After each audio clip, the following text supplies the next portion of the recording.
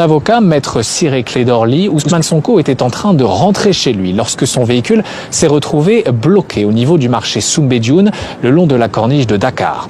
Des éléments de la police lui auraient demandé d'emprunter un tunnel, ce que les membres du convoi ont refusé, craignant une éventuelle attaque. Le ton est monté, les partisans d'Ousmane Sonko ont été dispersés à coups de gaz lacrymogène et l'opposant a été extirpé de son véhicule par les gendarmes, comme l'attestent plusieurs vidéos.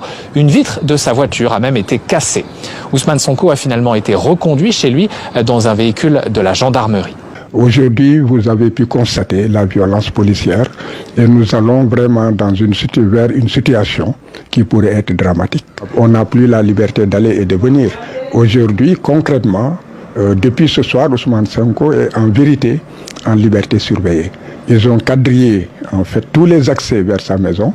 Il ne peut plus sortir, n'est-ce pas? Et pour cela, il n'y a aucune décision de justice. Donc nous sommes entrés maintenant dans un état dictatorial.